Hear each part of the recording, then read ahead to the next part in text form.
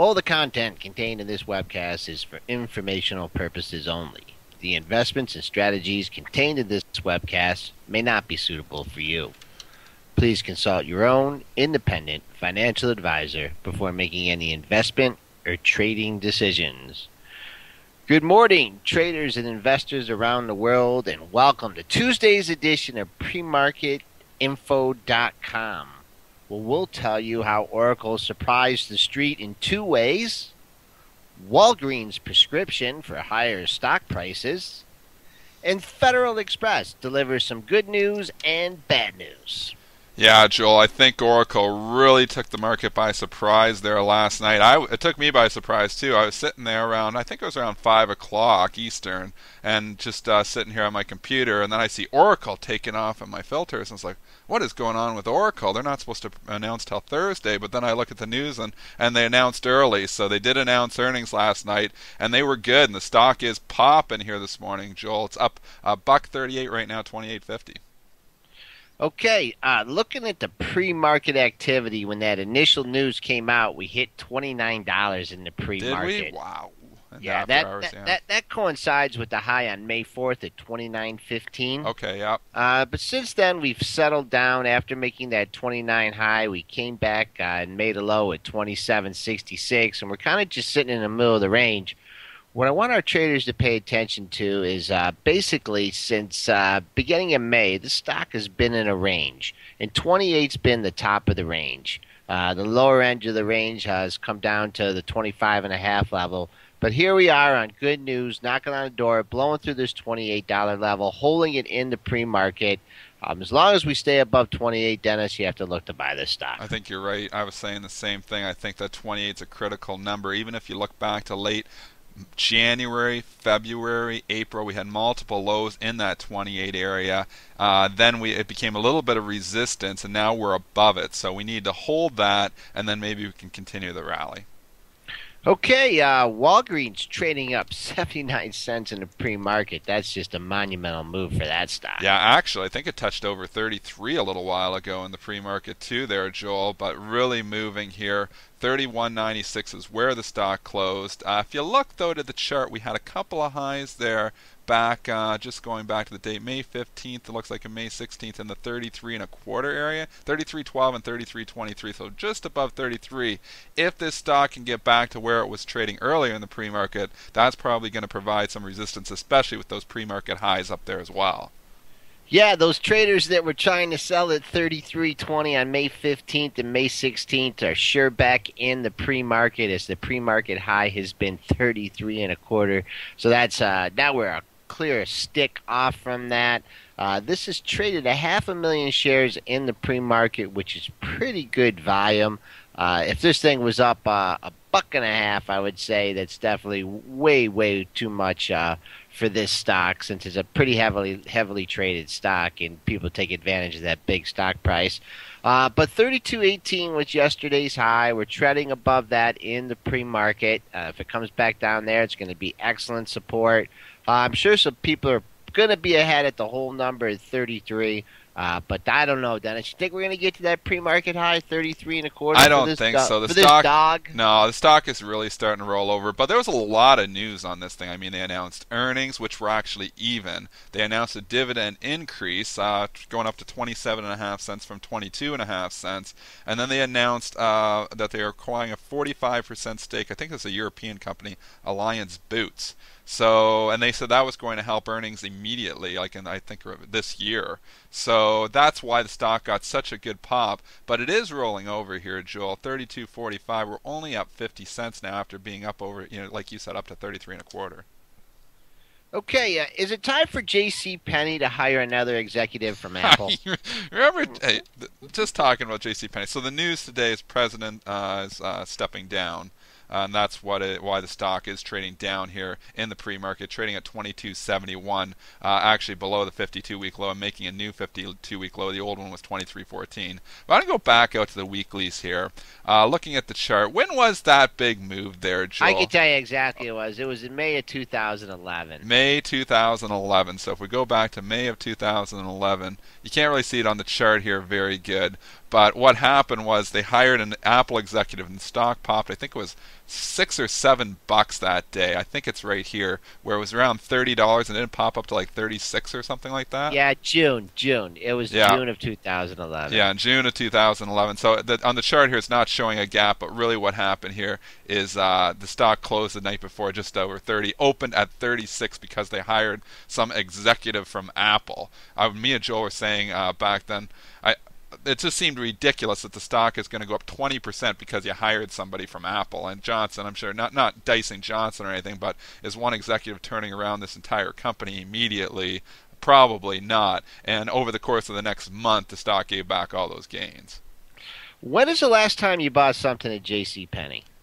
Man, you know what though? They've got good deals in there. So sometimes this is one store, and I was saying the other day, I do hate shopping. But if I'm over in the States, or if I'm over because me and my wife, actually we do live in Canada, we work in the States. But if I go shopping, I stop because we're on Border City, Windsor, Detroit.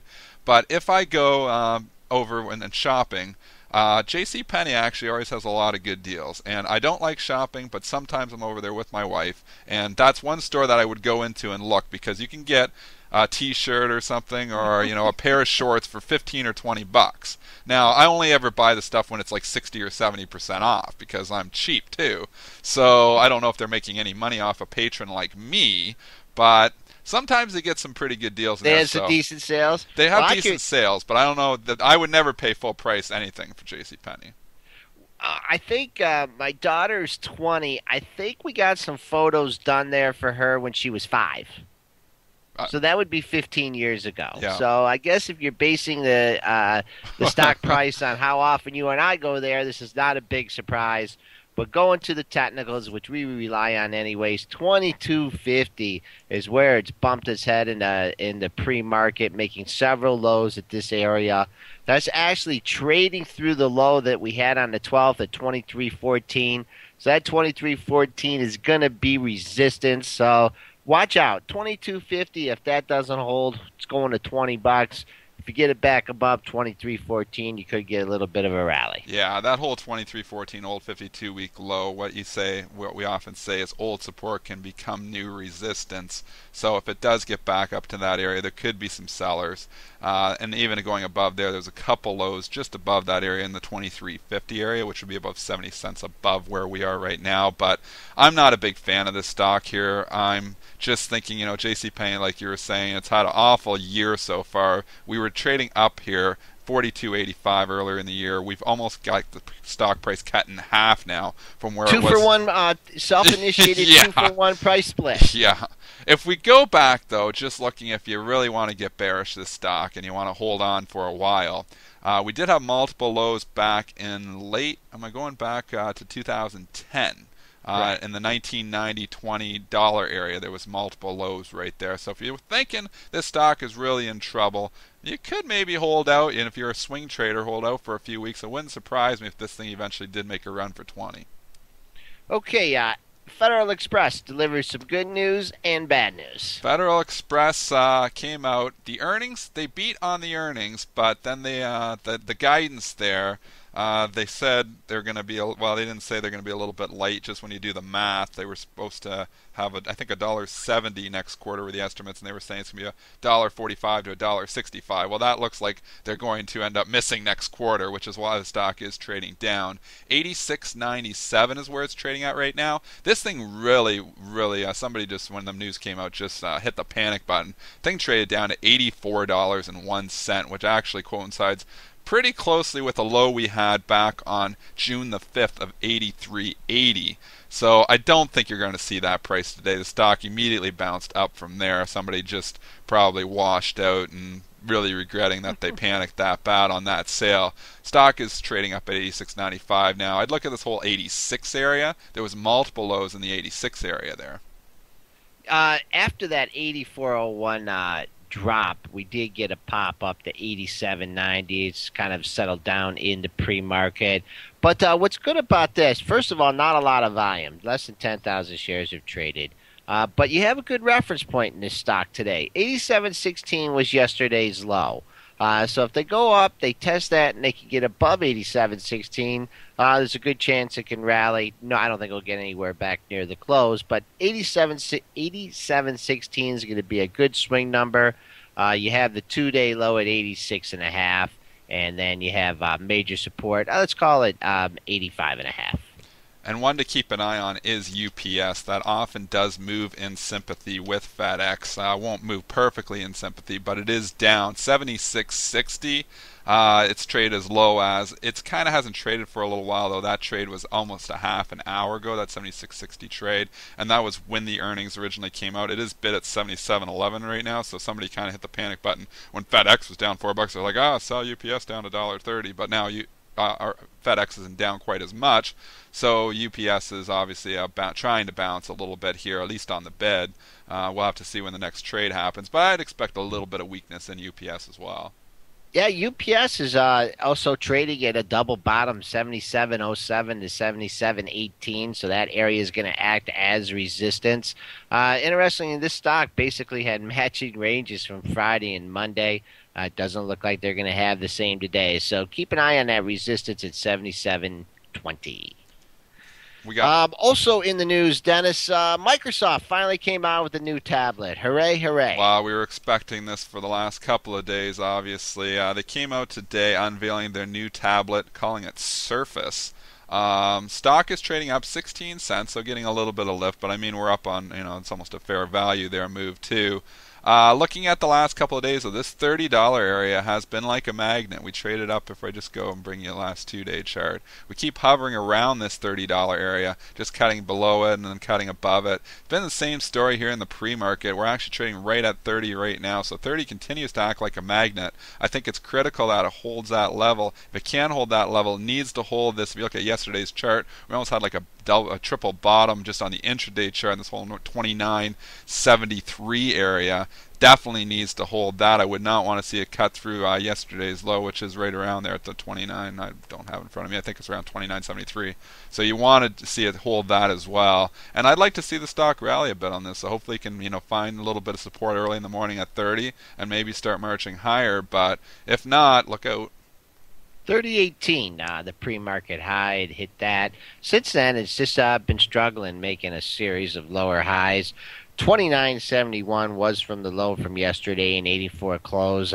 30 will definitely be the battleground in this stock today. If in fact it could hold 30, should make a challenge at the pre-market high. Also, major resistance after that would be the May 16th high of 30.32. Just taking a look at a couple stocks in the Big Ten, Dennis, besides Microsoft. Interestingly, AT&T bumped its head up against that $36 levels. The HFT boys came to the rescue. Came down, settled just off the low of the day. You're looking at a double bottom here at 35.60 and 35.61. As long as that support holds, I expect AT&T to go back and take another crack at that 36 level. We've cracked at it twice now. It's bumped up there. Got, I think, right to it there 2 days ago, back on the 15th. And then got there just up to 35.98 yesterday, so just a couple cents off. But what happens is a big institutional seller. There seems to be on every point on AT&T. There's another one at 36. So you get those high-frequency guys. They sniff those sellers out, and they sell it in front of it. And that's why you see this thing off and top out just under the 36 level and topped out 35.98. So high-frequency guys provide a wall of resistance, and then they try to march it down, and that's exactly what they did. They brought the stock down, and now they've probably covered. But if it gets back up there again, they'll try to play the game again. The game continues to be played until it obviously starts to break down and is well away from that 36 level, or it takes out that $36 level, and then the high frequency guys will all cover, and then the stock could possibly march up to the next handle where it'll probably run into another institutional seller again. But expect. So Dennis, you think there are high frequency traders that are holding positions overnight? Wouldn't that kind of be like? No. They wouldn't be so high frequency then if they're holding the positions overnight. There may be some aggressively, but I don't think so. I don't think there's too much of an overnight thing here happening. I think they probably cover. Most of them cover by the end of the day. They don't like risk, don't like to go home short. But what I do think is that they do sell it intraday up there, and then try to march it down. I think some of them, some of these high frequency traders scalp for a penny or two. A lot of them are that. But on some of these trades where they've got that big institutional size, I think they hold a little bit longer. And I wouldn't be surprised if these things do hold on for a 10 or 15 cent gain on these. But when it's moved now down to 35.63, you can be pretty confident all your high frequency traders that shorted this thing at 95, 96, 97, 98, they've covered by now. So that pretty much tells you the stock can kind of go anywhere. But it's got this, obviously it's been moving up. And we're just saying when it gets back up in the 36 area, expect those high frequency guys to be selling in the 35.90s. Okay, speaking of HFT resistance, GE made around at 20 yesterday. Same thing here.